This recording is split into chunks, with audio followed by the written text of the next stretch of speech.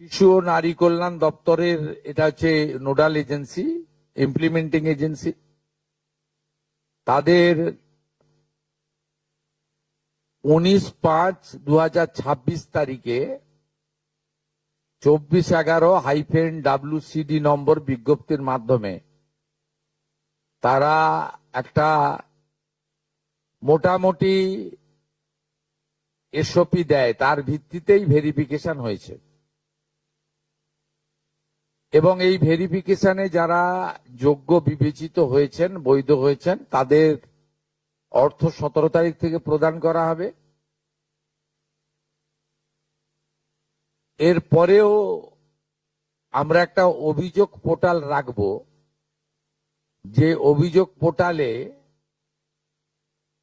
পরবর্তী সময়ে যে কেউ অভিযোগ করতে পারেন, এবং এই অভিযোগ নিষ্পত্তি করার জন্য আমরা সংশ্লিষ্ট ব্লকের বিডিওদেরকে বিশেষ দায়িত্ব, চিফ সেক্রেটারি দায়িত্ব ফিক্সড করে দেবেন। তারা হিয়ারিং নিয়ে একটা নির্দিষ্ট সময়ের মধ্যে নিষ্পত্তি করবেন। আমাদের যারা যোগ্য বিবেচিত হয়েছেন তাদের বয়স 25 থেকে 60 বছরের মধ্যে হতে হবে, আগেই বলা আছে।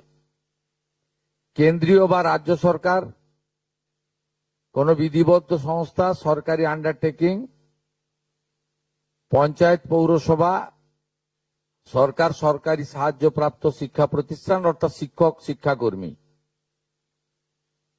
স্থায়ী সরকারি চাকরিতে নিযুক্ত থাকেন, বা পেনশনার্স আসবে না যেহেতু 60 ঊর্ধ্ব, এটা ইরেলিভেন্ট, এরা এই বেনিফিটের মধ্যে পড়ছেন না। তাছাড়া যারা আয়কর প্রদান করেন, অর্থাৎ এখন আয়করের ঊর্ধ্ব সীমা হচ্ছে 12 লক্ষ টাকা বছরে। 12 লক্ষ টাকা পেরিয়ে গেলে আয়কর দিতে হয়। যে পরিবার আয়কর দেন, অর্থাৎ যার বাৎসরিক আয় 12 লক্ষ টাকা, সেই পরিবার এই কর্মসূচি অন্তর্ভুক্ত হওয়ার সুযোগ পাবেন না।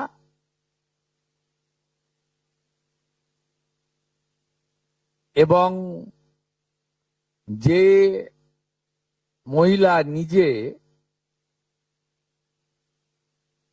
10,000 টাকার বেশি নিজে উপার্জন করেন মাসে, তাকেও এর বিবেচনার মধ্যে প্রাথমিকভাবে আনা হয়নি। কিন্তু এক্ষেত্রে যারা ক্যাজুয়াল, কন্ট্রাকচুয়াল, মানে বাড়ির পুরুষ মানুষরা, তাদের বাড়ির পরিবারের স্ত্রী বা অন্যরা বিবেচিত হবেন। যদি কোনো মহিলা, এটা একটি নারী অর্থনৈতিক সশক্তিকরণের স্কিম, সেক্ষেত্রে যিনি সরাসরি নিজে 10,000 টাকার বেশি উপার্জন করেন তাকে বিবেচনা করা হবে না। 25 থেকে 60-এর মধ্যে যারা 3,000 টাকার কম ভাতা পান, ধরুন উইডো পেনশন 1,500 টাকা এই মাস থেকে হয়েছে, গত মাস পর্যন্ত ছিল 1,000 টাকা, তাদেরকে হায়ারটা দেওয়া হচ্ছে, 3,000 টাকাটাই দেওয়া হচ্ছে অন্নপূর্ণা যোজনাতে। এই ধরনের যত স্কিম 25 থেকে 60 মহিলাদের রয়েছে, যারা 3,000 টাকার কম পান বিভিন্ন ভাতা, তাদেরকে 3,000 টাকার অন্নপূর্ণা যোজনার ভাতাটাই দেওয়া হচ্ছে। এক্ষেত্রে দুটি ক্ষেত্রে আমরা শিথিল করছি। একটা হচ্ছে দিব্যাঙ্গ ভাতা যারা পান, তারা দুটো ভাতাই পাবেন। তারা দিব্যাঙ্গ ভাতা যেটা আগস্ট মাস থেকে 1,500 হয়ে যাবে, সেটাও পাবেন। অন্নপূর্ণা যোজনা 3,000ও পাবেন, শুধুমাত্র ফিজিক্যালি চ্যালেঞ্জদের ক্ষেত্রে। আর পিএম কিষাণ সম্মান নিধির ক্ষেত্রে, এই দুটি ক্ষেত্রে আমরা এটাকে শিথিল রাখছি। এছাড়াও এর আগে যেটা অনেক মহিলার নাম বাদ চলে গেছিল, 3 কক্ষ বিশিষ্ট বাড়ি, এটা গ্রামের ক্ষেত্রে এক্সাম্পট করে দেওয়া হয়েছে।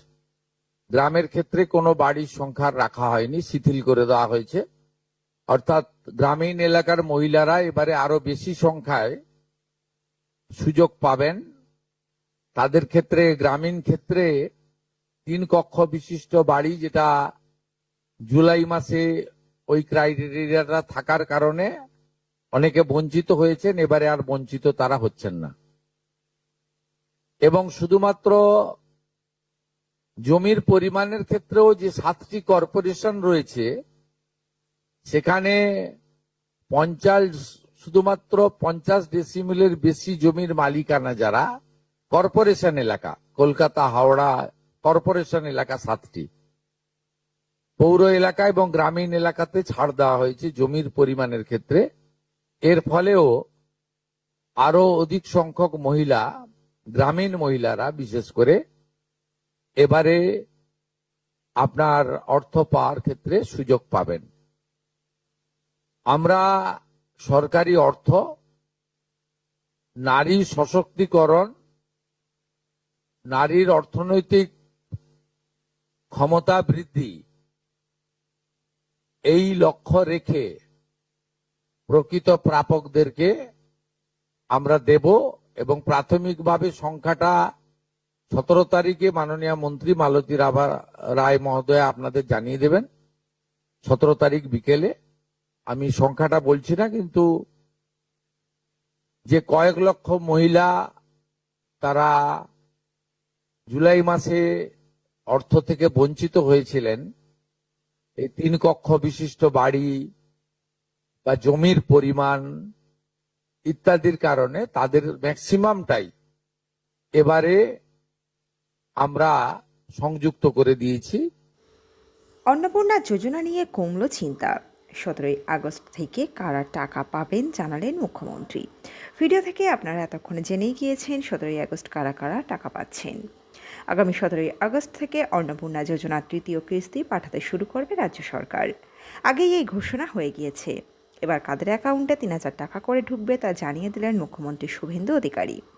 এরপর স্বস্তির নিঃশ্বাস ফেলছেন বহু মহিলা। বুধবার এক সাংবাদিক বৈঠকে মুখ্যমন্ত্রী ফের স্পষ্ট করে দেন, সরকারি টাকা নিয়ে কোনো রকম নয়-ছয় হবে না।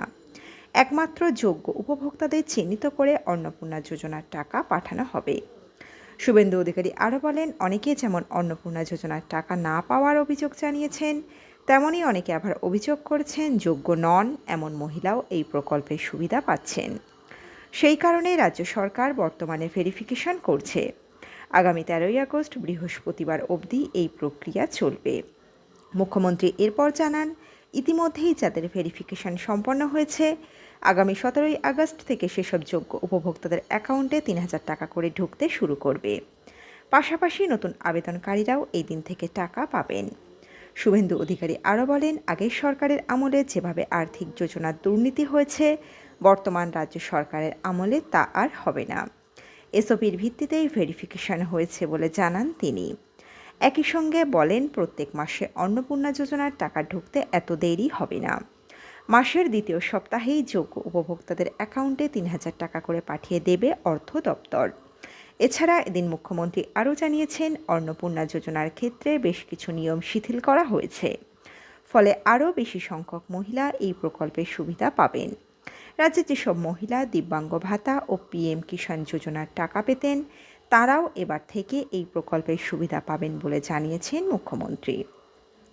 তো বন্ধুরা, এই প্রতিবেদনে ছিল এতটুকুই। দ্রুত ফিরে আসছি নতুন প্রতিবেদন নিয়ে।